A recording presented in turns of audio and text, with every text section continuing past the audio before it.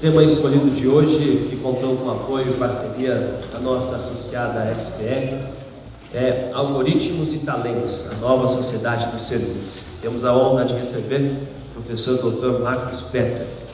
Consultor, escritor e professor, Marcos é diretor executivo da MARP Contabilidade e Consultoria, membro do Conselho de Administração, Conselho Fiscal e Comitê de Auditoria de Companhias Abertas Brasileiras, mentor e conselheiro em projetos de startups, mestre e doutor em controladoria e contabilidade pela FEA-USP, professor doutor pesquisador pela FECAP, USPM, IFRS e Sarbanes-Oxley. Recebeu comendas do governo do Estado de São Paulo em honra ao mérito por serviços prestados à sociedade civil e por destaque em serviços em tecnologia. Bom dia a todos. Agradecer aqui a presença de todos, na pessoa do Moura, que é o nosso presidente aqui da Abrafiltros. Agradeço o convite. E eu queria falar sobre mim, Eu sou contador, mas não se preocupem, não se preocupem. Eu sou contador, mas eu por curiosidade, andei estudando bastante essa parte de sociologia, antropologia, filosofia, marketing, porque esse ambiente dos últimos, digamos, principalmente 20 anos, vamos dizer assim, os efeitos de algumas coisas que vêm acontecendo, e esses sintomas são atuais, mas as causas são profundamente antigas. Elas vêm. É importante, às vezes, a gente vê as coisas acontecendo e tentar buscar entendimento por aquilo que está acontecendo e não pelo que gerou aquilo. Então, eu andei estudando bastante isso para poder justamente atuar e acabei, digamos, desenvolvendo muito essa parte empreendedora, apoiando em coaching, mentoring, mas numa situação bastante prática para as pessoas que desenvolvem negócios. E eu sou parceiro aí fomentei e sou parceiro de vários negócios, e-commerce, serviços de vinho, enfim, tem várias atuações fora esse meu currículo aí formal, Bom,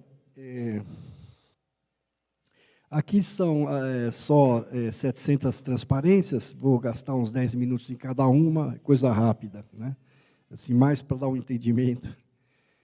Bom, então a nossa agenda é o ambiente que a gente está, esse ambiente chamado de pós-moderno, hipermodernismo. O modernismo ele começou no Renascimento e depois teve a evolução da Revolução Industrial, que trouxe, então, esse pós-moderno, aí que o pessoal chama, e que eles dizem de sociedade disruptiva, esse termo aí, que é uma quebra, em vez de evolução ou revolução, uma quebra, é uma outra situação. E também como que nós podemos, então, exercer nosso trabalho. Porque o grande ponto aí é o trabalho. O trabalho ele é extremamente importante porque ele cria a subjetividade nossa, o que nós somos. Nós somos reconhecidos e nos reconhecemos pelas nossas ações no mundo, o que é o trabalho.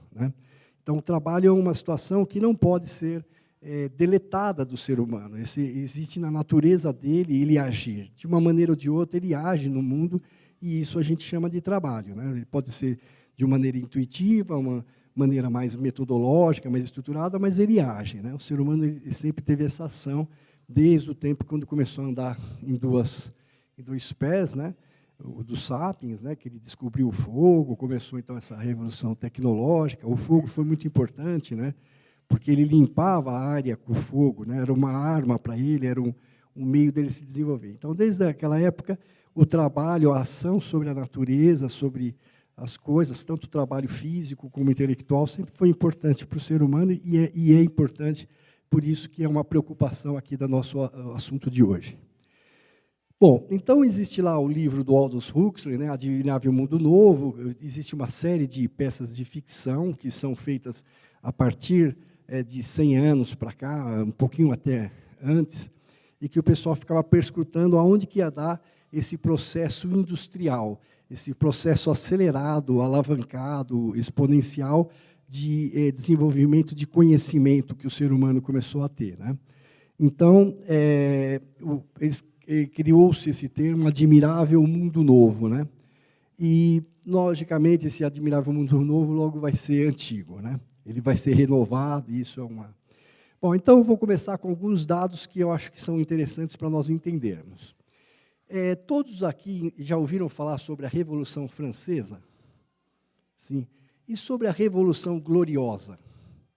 Quem ouviu falar? Estou vendo que algumas pessoas ouviram falar, né? Então, a Revolução Francesa, ela moldou, ela deu o startup, digamos, deu um pontapé inicial, da nossa visão política, direita, esquerda, esse tipo de coisa. Mas a Revolução Gloriosa é a que norteia a nossa economia, nosso dinheiro, né, que está aqui, né? Então, a Revolução Gloriosa foi feita 100 anos antes, pouco mais, né, no século anterior. Os ingleses se rebelaram e fizeram uma coisa muito simples, né, decapitaram o rei 100 anos antes de decapitarem o rei lá na França. E aí teve uma dissidência da nobreza que foi para os Estados Unidos, fundou Harvard, né, criou a industrialização, né, nos Estados Unidos. Esse é um começo do que a gente tem hoje, né? Os pais fundadores da pátria, né? Depois a ideia de liberdade, enfim. E ali eles criaram esse negócio de controle, o accountability, o controle interno. Se criou a Câmara dos Comuns, e o soberano começou a ficar subordinado ao povo através da Câmara dos Comuns. Todo ano, o soberano, no caso, há muitos anos, né, tem até uma piadinha da rainha lá, com todo o respeito, Duracell, né? A rainha já está aí há muitos anos. Todo ano a rainha vai lá na Câmara dos Comuns e presta contas, e ela não pode ter um déficit, né? Essa é uma visão básica de democracia que foi feita lá 100 anos antes da Revolução Francesa. Mas, então, esse pessoal aí moldou a estruturação econômica do mundo como ele é hoje. E os franceses, a parte, digamos, de política, né? E se vocês forem ver aqui, vocês têm aqui que a guilhotina foi usada até pouco tempo, até 77, né? Essa evolução política também é uma evolução, também existe essa evolução, né? Mas não vai ser o aspecto, só para dar alguns dados. E aí, quando nós chegamos na era industrial, a primeira era industrial foi a era de se conseguir matérias-primas. A ferrovia e a hidrovia, todos a vapor. Então, através disso, o Nordeste americano, que era industrializado, buscava as matérias-primas, desenvolveu os Estados Unidos buscando os minérios no sul dos Estados Unidos, na Califórnia, no Texas, e subindo esses minérios, esses insumos, para industrializar lá no Nordeste americano. Esse foi o primeiro passo, né? E a Europa na África, né? Buscava na África, e essas integrações de logística, né? Depois nós temos a eletricidade, lá o Siemens, o Thomas Edison, Westinghouse, etc., desenvolveram, então, a eletricidade. Isso, então, era de cada 100 anos, mais ou menos, pouco menos que isso. E aí nós começamos a eletricidade a trazer eficiência na produção, nas fábricas, começou a ter as fábricas eficientes, né? Depois vem o Henry Ford, aí, que é famoso, né? A DuPont, que criou a General Motors, etc., com a produção em massa. E aí depois nós temos a automação industrial. Então, aí é uma engenharia mecânica, né? Fazer o mecanicismo de automatizar os processos produtivos. Aí chegamos finalmente aí no pós-guerra, né? Com a computação. Então, a IBM, enfim, várias empresas aí começaram a desenvolver isso. E hoje, a partir dos últimos 30 anos, nós temos o chamado ambiente digital, né? A revolução digital, que vem dentro da tecnologia da informação e que leva ao que o pessoal chama do átomo para o bit, né? Então, aquilo que era físico, por exemplo, um CD, um DVD, né? Uma fita, você ia lá, locava uma fita física, punha lá no seu aparelho, assistia. Isso aí passou a ser um streaming, né? A gente entra agora numa rede e baixa lá o filme que se quer assistir, etc. Mesma coisa um retrato, né? A moça aqui, a nossa amiga aqui, colega de trabalho, está fazendo os retratos, né? Também isso era um filme, era físico, né? Imprimia, etc. Isso depois agora se transformou em um bit, né? Então, essa ideia é a primeira revolução. Nós vamos ver que já começamos agora do bit para o átomo. E isso é um fenômeno aí chamado cauda longa, que eu vou me antecipar, que é muito importante. A cauda longa, que eles chamam de cauda longa, não sei se já ouviram falar nisso aqui, alguém ouviu falar, é assim, alguém já ouviu Beatles? Alguém já ouviu Beatles? E Rolling Stones, Bob Dylan, Frank Sinatra, já ouviram isso aí? E o Júniors do Porão, já ouviram? Ouviram? Eu já. Então, é assim, hoje, nós temos os blockbusters, os grandes, né, os formadores de opinião. A indústria cinematográfica, a indústria em geral, vai com base no que vende mais, o mercado, né, pega, então, aquele produto que vende 80% do mercado, né, o Omo, né, o sabão Omo e tal. Só que esse fenômeno não existe mais, ele existe ainda, nós temos aí os Vingadores, né, todos já assistiram Vingadores? Não, todos. Então, nós temos aí, mas muita gente fala assim, não, eu não vou assistir os Vingadores, não. Vou assistir um curta-metragem muito legal da Índia, de um sujeito lá e tal. Então, o cauda longa é o seguinte, hoje as vendas, que antigamente eram desses poucos produtos que tinham 80% do mercado, agora é o contrário, é itemizada, é individualizada. Então, esses Júniors do Porão, por exemplo, ele tem, vamos dizer, 20 músicas baixadas, mas como o Júniors do Porão é 80% do mercado. Então, as pessoas agora consomem individualmente. E aí, esse fenômeno daqui, o sujeito, por exemplo, quem gosta de games, não sei se alguém aqui joga, gosta de games. Aí, o sujeito gosta de games e ele cria, não sei se vocês sabem, já é possível criar o seu personagem lá, um sujeito lá, um viking que, sei lá, dá piruetas. Você cria lá o sujeito seu lá, desenha ele, tá certo? E eles projetam em 3D, te mandam e você imprime na sua impressora 3D. Isso ainda é piloto. Hoje você compra isso, mas eles imprimem numa 3D e te mandam. Com o tempo, você, da internet, do bit, você vai chegar na impressão no físico, no local, né? Então, esses são ambientes, estou passando aqui dessa evolução, para a gente ter. Aí o pós-moderno, que a gente chama, que é mais atual, né, esse ambiente mais atual, eu vou falar alguns aspectos dele, que a gente está vivendo hoje e com maior intensidade, né? Então, por exemplo, na saúde, hoje se faz a operação por streaming, não é por streaming, se filma a operação, e aí tem um médico que é o sujeito mais experiente, conhece melhor aquilo, ele vai vendo como o sujeito está operando lá no local, né? Vai sendo filmado, né? E ele vai transmitindo isso por streaming aqui, ó. Vai baixando lá em real time e ele pode intervir. Isso já é feito hoje, isso não é uma ideia que se faça. Logicamente, feito em pequena escala. Tudo isso aqui, a escala tende a ser maior porque traz mais eficácia para o sistema como um todo. Por isso que a tendência é que aumente a escala desse tipo de coisa, né? A inteligência artificial, você vai lá, tira um raio-x do pulmão, para ver se está com pneumonia, um exemplo. Muito bem. Aí, eles jogam o seu raio-x e a inteligência artificial, um software, né, ele fica lendo e começa a ver os problemas que você possa ter com aquele raio-x, pelo banco de dados dele, etc. E aí ele sugere que, eventualmente, você pode ter um problema daqui 20 anos por uma estatística que ele já tem de banco de dados. E aí você vai começar a ser monitorado com essa direção. Então, eles começam a dar um direcionamento. Isso também já existe no sírio-libanês, aqui no Brasil, né, por exemplo.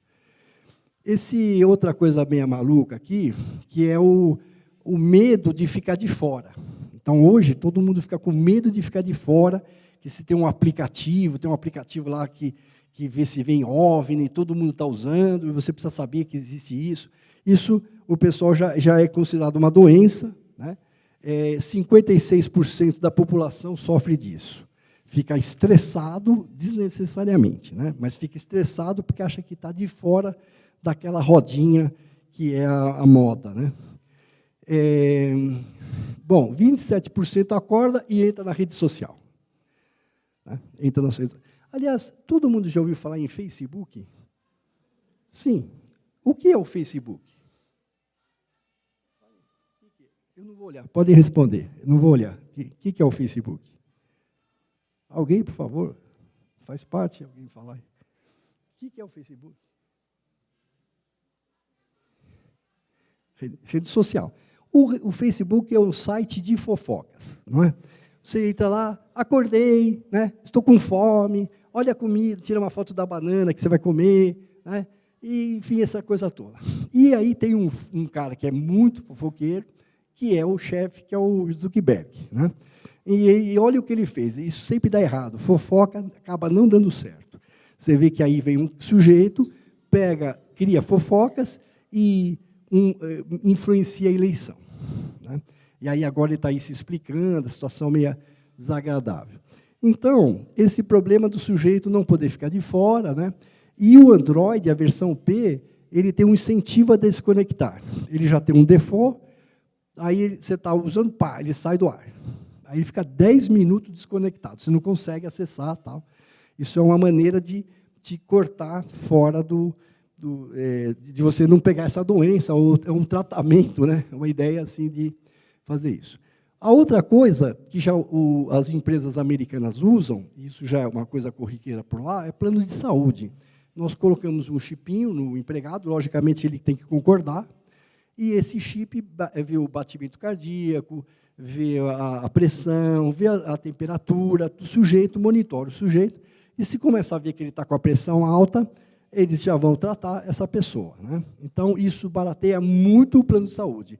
As empresas que contratam o plano de saúde chipado, digamos assim, né, que é esse wearable, é vestido, né, vestindo aquele chip, fica bem mais barato do que as que não aceitam esse tipo de tratamento, né? Então, tem um monte de impactos, né? O local de trabalho, né, hoje eu falo que, para se esconder de mim, é só ir lá no escritório, porque eu nunca vou lá, né, porque eu não preciso ir lá, né, posso fazer as coisas remotamente, por WhatsApp, conference call, etc.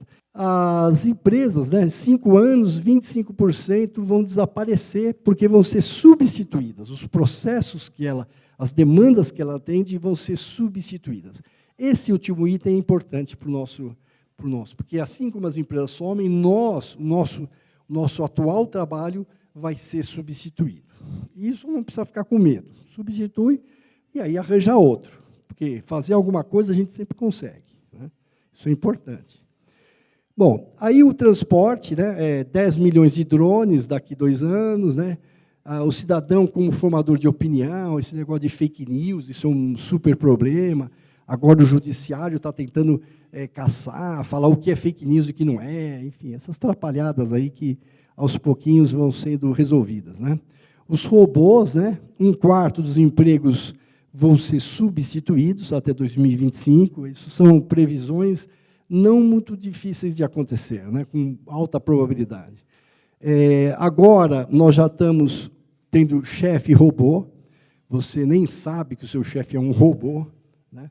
E você, às vezes, até fala desculpa para ele, tal, e ele está lá com a inteligência artificial, falando, não, dessa vez passa, tal, né?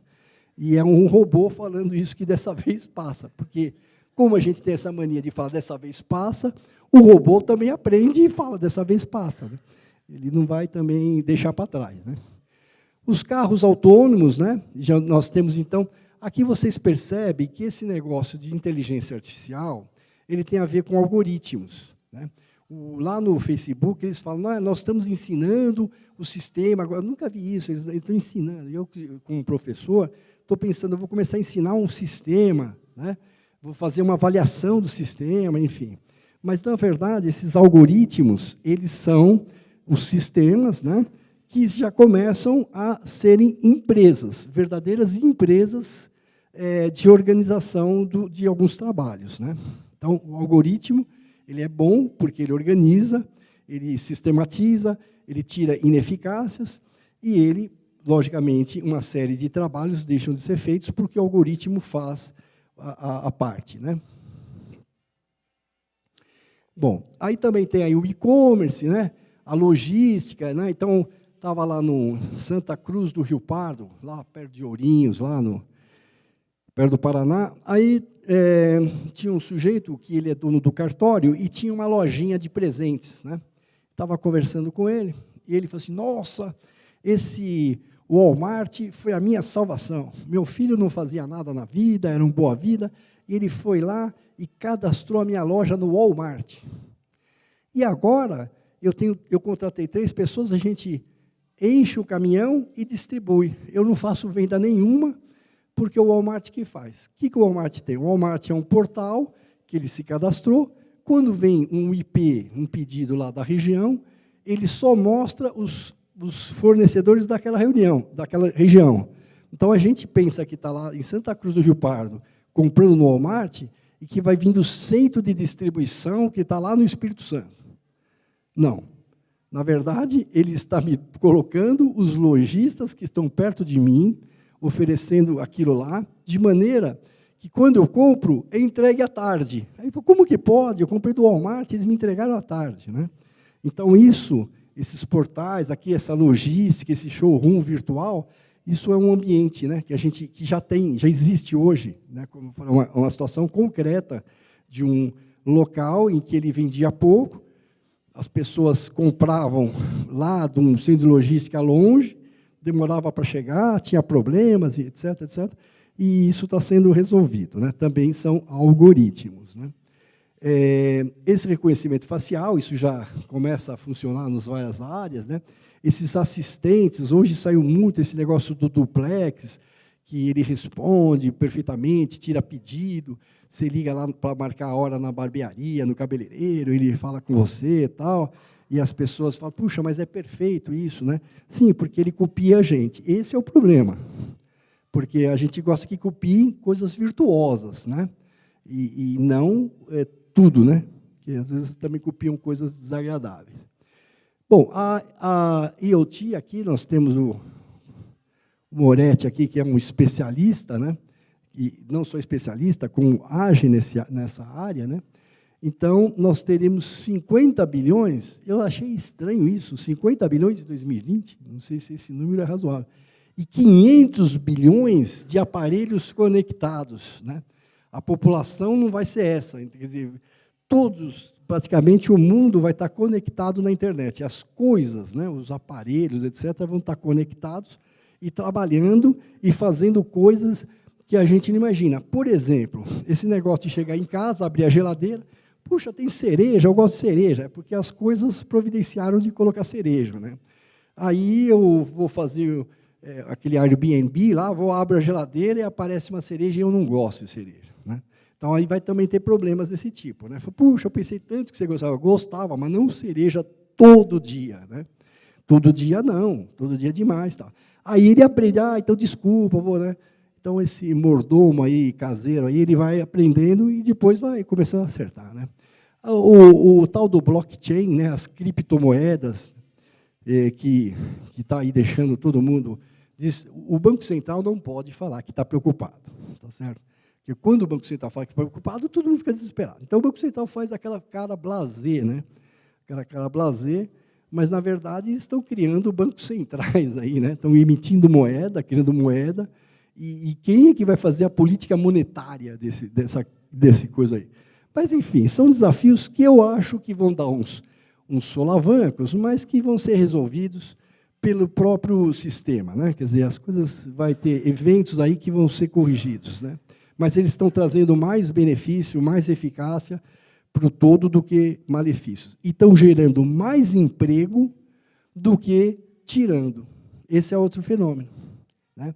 Muita gente fala assim, é subemprego, Uber é bico, né?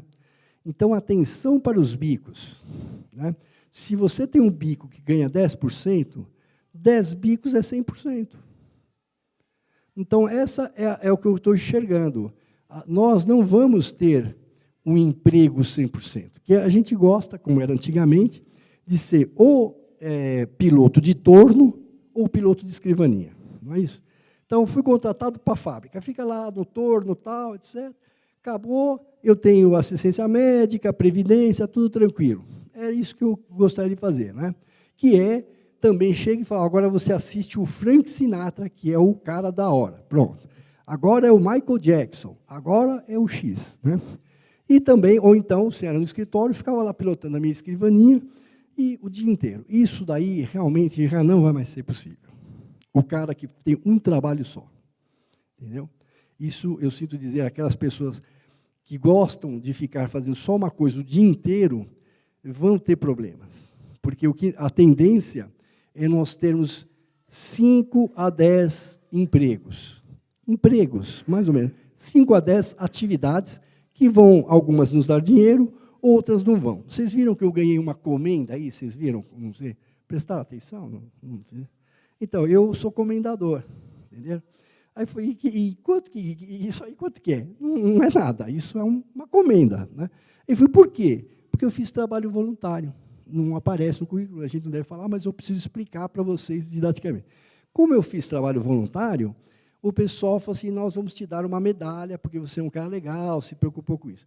Isso é um dos trabalhos. Esse trabalho me deu satisfação, mas não me deu dinheiro. E eu vou estar sempre tendo que atender demandas. Se eu tiver 10 e perder uma, eu não perco muito. Se eu tiver 100% e perder o 100%, eu não tenho mais nada. Então, é um mundo que vai trazer mais segurança. E está trazendo, as pessoas não estão percebendo, porque nós estamos numa crise violentíssima no Brasil, uma crise econômica terrível. Não é o problema dos algoritmos, da inteligência artificial, da queda de emprego. A falta de emprego é falta de atividade econômica, falta de renda, as motivações não são desse tipo. Bom, então esse é o ambiente aí. Aí, agora, a pós-indústria. Quer dizer, não sei se tem pós-indústria ou é uma evolução. Então, esse negócio de disruptura, na verdade, é uma quebra de paradigmas. É uma coisa que a gente não está reparando e a gente passa a reparar. E quando a gente repara, aparece um problema. Eu vou dar um exemplo. Vamos dizer que venha vindo um urso polar aqui atrás de mim. Qual é a reação de vocês? Legal, primeiro vai pegar ele, né? Assim, não, mas fora essa reação, assim, o que vocês pensam assim? Pô, urso polar, tá urso polar, né? Vai passar por ele, será que ele é suficiente? Ele é meio gordinho, mas não sei se é suficiente. De repente, ele continua, vem aqui. Então, vocês vão se afastar, não vão? Vão tomar uma atitude. Eu não estou sabendo, eu estou aqui, estão gostando, estão rindo por quê? Estão rindo porque estão salvos. Né? Então, eu sou ignorante, e vocês não. Então, vocês se preocupam, eu não. Entendeu? Então, o saber não é o problema. É ótimo saber. É ótimo. Né? Pior eu que não estou sabendo. Né? Ainda bem que isso é só um exemplo, eu falo porque tem uma parede, imagino que não vai aparecer uma situação dessa. Né? Bom, então, a automação industrial, ela leva, então, à revolução das ferramentas, à expulsão, isso aqui, digamos, começou aos 100 anos, né? Depois a TI, né? Então, o fim do emprego, né? Por quê? Porque quem gerava emprego era quem? Quem gera emprego hoje? A indústria. Então, mas não deveria ser o mercado. É isso que é a NET, é o mercado. O Google, a nuvem, é o mercado que gera emprego, vamos assim. A indústria, ela fez o quê? Ela organizou, há 100 e poucos anos atrás, os empregos. Ela criou lá faturista, porque como ela precisava se organizar, ela organizou o trabalho. Então, você era moleque, falou, o que eu vou ser quando crescer? Você ia lá na porta da fábrica, estava lá, faturista, torneiro mecânico, operador de empilhadeira, e você escolhia uma profissão daquelas lá e ia em frente. Você achava que era profissão, mas, na verdade, era um cargo. Então, esses cargos e salários, eles morreram, eles só não estão sabendo, mas eles vão, daqui a pouco vai ser enterrado. O que é cargo e salário? Esse negócio que tem carreira de funcionalismo público, isso vai dar um maior problema, porque não vai precisar mais de uma carreira de fiscal da fazenda. Isso é uma coisa que vai ser substituída por algoritmos, essa estruturação. E vai ter demanda para fiscalização? Vai. Mas não como é hoje, que o sujeito faz um concurso, entra, vai evoluindo tal, e se aposenta. Não, vai ter as demandas de nuvem, essa é a verdade. E quem é uma nova geração ele vai entender e vai se adaptar. Quem é de uma geração que ainda não estava nesse ambiente, tem dificuldades, precisa perceber como urso para poder reagir. Muito bem. Aí depois nós temos o Atomos para bits, como nós já falamos, o disco de vinil, etc., passaram a ser baixados por stream. Não tem mais o disco, ainda tem como algo assim interessante, mas com o tempo você vai poder criar o seu disco de vinil baixando e imprimindo na sua impressora 3D de 300, 500 reais, que vai custar essas impressoras daqui a pouco. Essa cauda longa, essa palavra cauda longa, estudem isso. E quem for empresário aqui, estude. Quem não for, também estude. Porque a cauda longa é a tendência de mercado. Vai existir a formador de opinião? Vai. Mas o consumo individual é o que está alimentando as cadeias hoje. A Amazon vende por unidade, vende um catálogo imenso. Cada vez os catálogos são maiores, são baratos, porque são eletrônicos. Os catálogos são eletrônicos. A entrega é individualizada? Mas isso também está barateando. Então, cada vez mais, o consumo será individual. Todos nós podemos ter um blog, podemos fazer uma música, podemos cantar. De repente, tem um cara que vai lá e até compra. E isso é possível. Antigamente, não. Antigamente, para fazer um CD, você tinha que ter um empresário, etc., etc. Muito bem. Então, como que está o tempo aí? Vocês vão me avisando aí, senhor. Bom, então esse é o ambiente, ok? Então, como eu falei, dos bits para o átomo, né? Primeiro do átomo para o bit, e agora nós estamos evoluindo da rede, né? Da nuvem da internet, para chegar no sujeito, no indivíduo, né? Isso é... Bom, aí chegamos, então, o que fazer?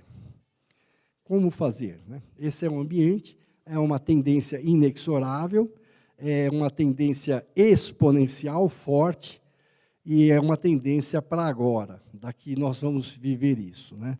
Muito bem.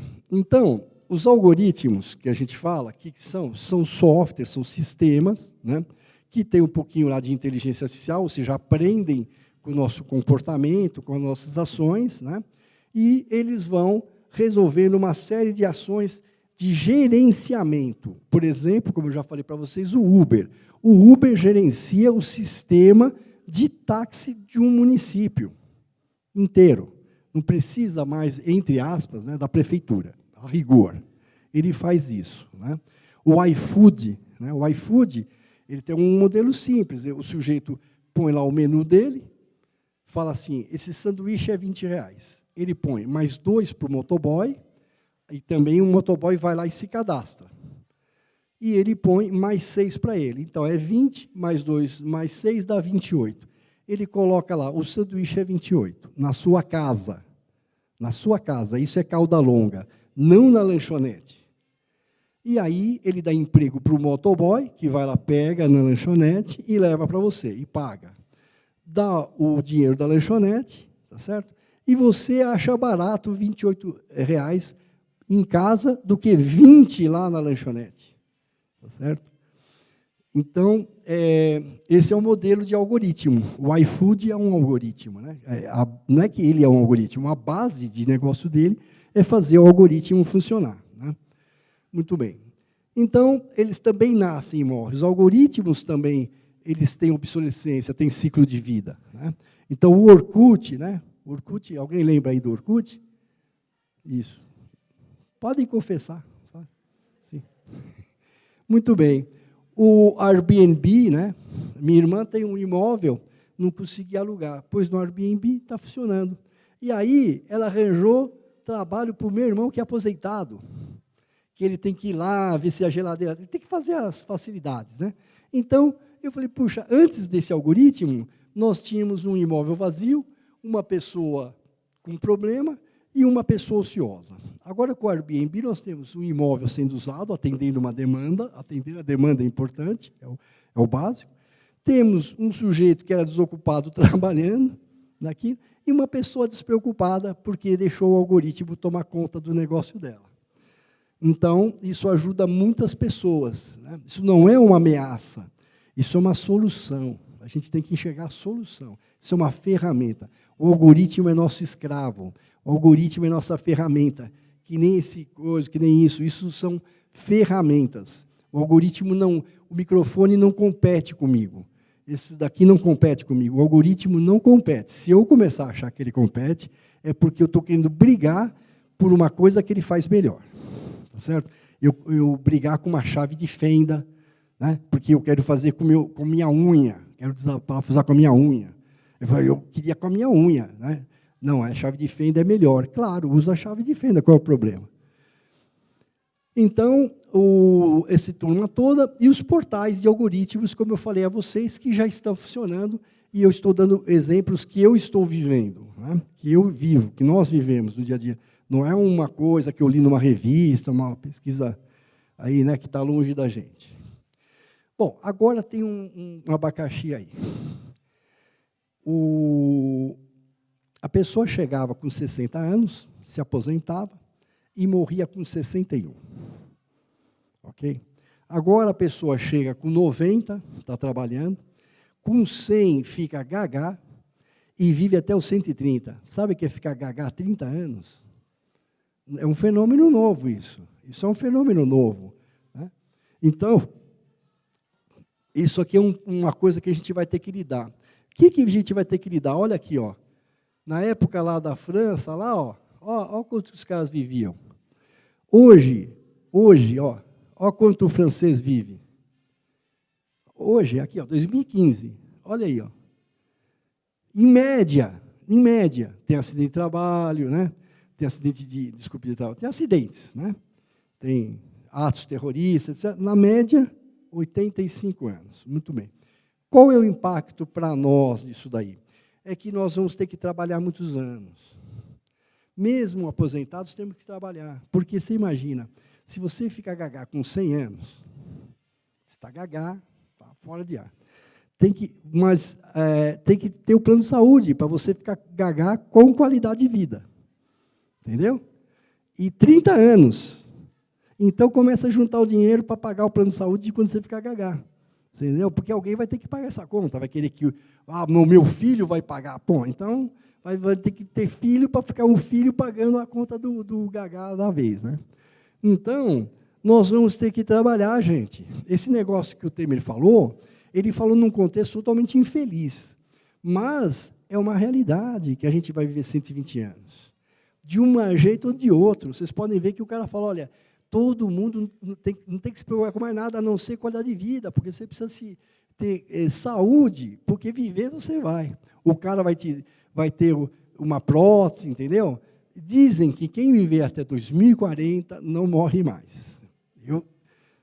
Eu estou com medo disso. Isso aí é uma coisa que me dá medo. Bom, aí a demanda nasce e morre. A demanda nasce e morre. Aquele mundo organizadinho, no fundo, nós vamos falar, ou quando olhar para trás, como era chato, meu.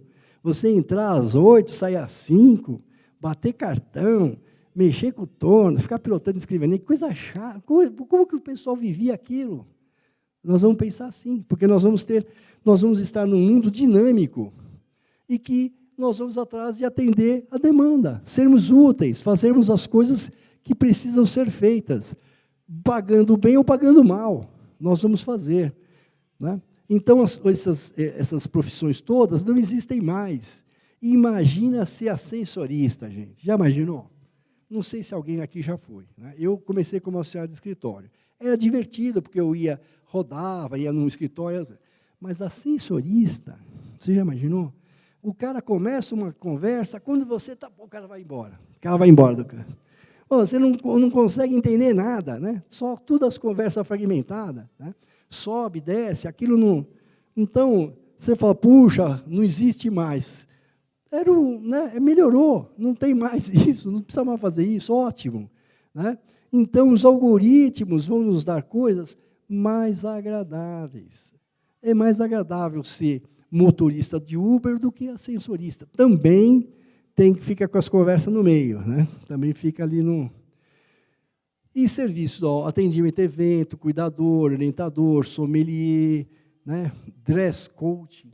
Olha lá que legal, dress code. O cara fala, como que eu me visto hoje? Ó, faz assim e tal, né?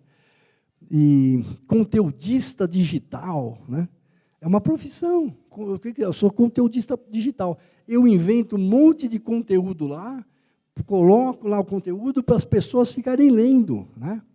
Então, aqui só dei exemplos aí, mas existem uma infinidade de exemplos. Então, o que está acontecendo? Nós temos que pegar o algoritmo, e não temos muita opção, e usá-lo como usamos uma chave de fenda. É melhor que a nossa unha. Se a gente começar a brigar com a chave de fenda por causa da unha, a minha unha é forte, eu acho que eu consigo aqui. Então, nós vamos perder um tempo, né? Vamos brigar com uma coisa que não é necessário brigar. Bom, aí a boa notícia é que nós seremos eternos adolescentes.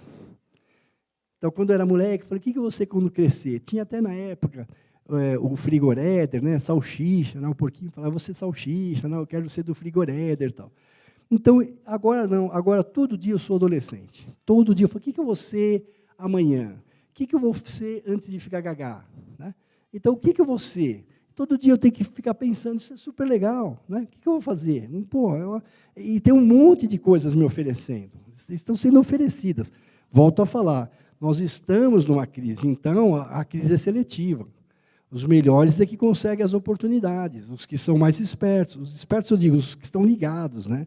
Por causa, nós não estamos em pleno emprego, não temos uma situação em que a economia nos favorece. Por isso que nós não enxergamos isso tão claramente, né?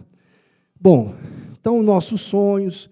Então, nós temos que nos perguntar todo dia, o que eu sei fazer? O que eu gosto de fazer? O que os outros precisam? Todo dia eu tenho que fazer essa pergunta para mim. Todo dia, né?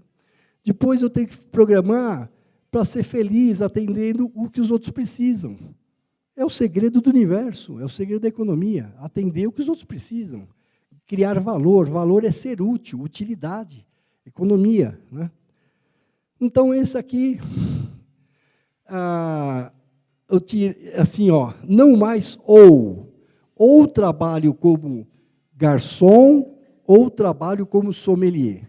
Não, trabalhe como garçom e como sommelier. É 10 trabalhos, não um. Não um. Você vai se sentir mais seguro. Porque se você tem 10 e um briga com você, deixa de existir, você tem um tempo para substituir. Vai ser mais seguro.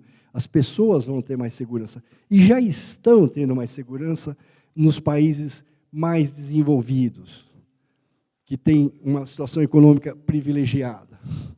Então, isso aqui acabou. Empresa organizando o trabalho dos outros, emprego, isso aqui já morreu, só falta enterrar. Né? E aquele negócio que caixão não tem gaveta, não vai levar isso aqui, acabou. Isso é só entender que já acabou. Aproveite se você está numa situação que ainda tem. Aproveite, continue. É a transição, está numa transição. O algoritmo vai organizar as coisas, mas não vai mandar. Organizar não quer dizer mandar. Quem manda em mim sou eu. O algoritmo não vai mandar em você, ele está lá para você usá-lo. As pessoas vão ter que organizar o trabalho, o seu trabalho. Então, elas vão organizar o que usar, que algoritmo usar, etc. E os algoritmos versão humanidade, o trabalho criativo é que vai vencer, né? Que vai existir, não é vencer. As pessoas têm que fazer, todo dia acorda e tem que fazer alguma coisa, né? Bom, aqui, estudando, nós temos no pós-guerra um psicólogo chamado Likert, e que ele fala que as pessoas não conseguem prestar atenção mais do que 5 assuntos. Tá certo? Isso já é conhecido, quem trabalha com pesquisa qualitativa, enfim. Por isso que quando vocês recebem gostou, né, concordo, discordo, aquelas carinhas, são 5. 5. É o máximo que você consegue avaliar. Se o cara fala assim, avalie de 0 a 100, lá é 47, né? Então, ele fala assim, dá uma nota de 1, 2, 3, 4 ou 5. É o máximo. O pessoal que trabalha com engenharia de produção sabe que um painel de controle tem que ser no máximo 3. 5 eu consigo, mas atenção mesmo 3. Então, quando você está dirigindo o carro, Tem carro que fala, né? O meu carro fala, discute, aquela coisa toda, mas o que interessa é combustível, que é um problema hoje, né? De hoje mesmo, velocidade, né? Então, não é para pôr um monte de coisa. Então, antigamente, quando criaram o carro, não tinha medidor de combustível. Como que fazia? Hein? Aqui é setor automobilístico, hein? Vamos ver, como que fazia aí? 100 anos atrás, como fazia? Calhambeck. Isso. Então, o meu velho avô falecido, ele chegava de manhã e fazia assim, sacudia a traseira. No ouvido, tem combustível, podemos ir para não sei aonde, entendeu? Não, vai precisar pôr uma lata de combustível. Então, esse painel de controle aqui, coisas que são importantes, vai selecionando. Então, a gente tem que escolher 3 habilidades, escolham 5 habilidades que vocês têm. Façam, isso é um exercício permanente. O que eu sei fazer? O que eu posso fazer? Conheça-se 5 habilidades para você fornecer e comece a fazer 5 projetos para usar essas habilidades. Essa é Então, se enxergar, antigamente era uma ofensa, né? Se enxerga, né? Não falavam assim? Se enxerga, meu. Aí fazia assim. Agora eu falo com tranquilidade. Se enxerga, se procure, tente se enxergar. O que eu sei fazer? O que os outros querem? O que os outros precisam? Atende o que eles precisam. Serviço é uma sociedade de serviço. Não precisa mais do sujeito com força física. Isso vai sendo eliminado, o trabalho físico. Então, é uma sociedade de serviço. Se transformar sendo o mesmo sempre. Você não vai mudar quem é, mas você tem que se transformar, oferecer aquilo que você tem de bom, que querem hoje, e não ser um visionário do que vão querer amanhã. É o que querem hoje, o que precisam hoje. Esse é o que eu posso trazer como pesquisa atual, é como o pessoal está enxergando, né? E aqui eu coloco, não sou cabotino, não quero me vangloriar, mas eu aplico o que eu estou estudando. Então, eu falo, olha, eu dou consultoria, escrevo e dou aula. Sou aqui membro, isso aqui é o que eu faço, ó. Só que, para fazer isso, eu tive que fazer mestrado, doutorado, para poder ser professor, ó. Então, eu me desenvolvi. Aí, eu sou professor na FECAP. Eu pesquiso, ó. Também tem gente que quer comprar a minha pesquisa. Então, mas eu pesquiso para quê? Para trabalhar no conselho das empresas, né? Então, isso aqui, eu me desenvolvo para gerar as minhas ações. Eu vou sempre trabalhar com isso? Não sei. Pode ser que amanhã eu faça outra coisa. Pode ser que amanhã eu seja um sujeito animador de palco. Eu estou treinando agora. Estou vendo que não tenho tanto talento, mas eu posso desenvolver. De repente, uma piadinha melhor, né? Treinar um pouquinho em frente do espelho, né? De repente, o pessoal vai gostar. E aí, eu começo a ganhar. Mas, então, 10% das minhas atividades é animar festinha. Tá certo? Vou lá, vocês me convidam, né? Vocês falam assim, oh, gostei da sua palestra, você não quer ir lá na festa das minhas crianças, tal? Pô, vamos lá, né? Tal, vai ter cachorro-quente, como que é esse negócio? Então, os 10% é sempre procurando, sempre tem que ter uma demanda a mais. Então, a gente tem que estar sempre procurando isso. E os algoritmos vão nos ajudar, não vão concorrer. Quem começar a sair no braço com algoritmo, volto a falar, é o sujeito que acha que a unha dele é melhor que a chave de fenda. É basicamente isso. Esse era o conteúdo aí de hoje. Novamente, agradeço muito ao Moura ter o convite, né, uma grande honra. Foi uma palestra muito interessante, é uma palestra que é importante, nós temos que estar atento a essa informação, algoritmo, e agora todo mundo sabe um pouquinho do que é algoritmo, e é o que realmente está acontecendo e vai nos levar a vida fora.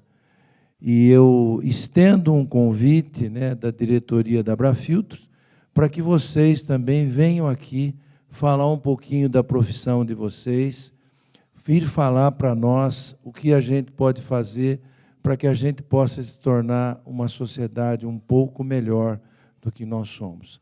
Vamos, cada um de nós, nos comprometer em se doar um pouco mais, em fazer um pouco mais para o próximo. Eu estou vendo aqui a vontade de cada um de contribuir e de fazer mais do que a gente vem fazendo ou a gente acredita que está fazendo. Então, é um momento de mudança. Cada um de nós temos que estar comprometido com essas mudanças e fazer. Porque quando a gente quer fazer, nós conseguimos fazer. O exemplo de querer fazer e vontade está nessa palestra hoje. Professor, muitíssimo obrigado. As portas da Abrafiltros estão sempre abertas, não só ao senhor, mas todos os presentes, convidados que estão aqui conosco hoje, que vieram a brilhantar e acrescer um pouco o nosso dia. Então, eu quero agradecer vocês e, por gentileza, os nossos telefones, e-mails, o nosso endereço, que vocês já conhecem, tragam informações, amigos, vizinhos, que venham falar para nós. Que eu tenho certeza, porque alguém vai falar, não serve para isso, não serve. Eu tenho certeza que quem vier aqui falar alguma coisa, nós vamos levar uma coisa de bom, não para nós, mas também para a sociedade.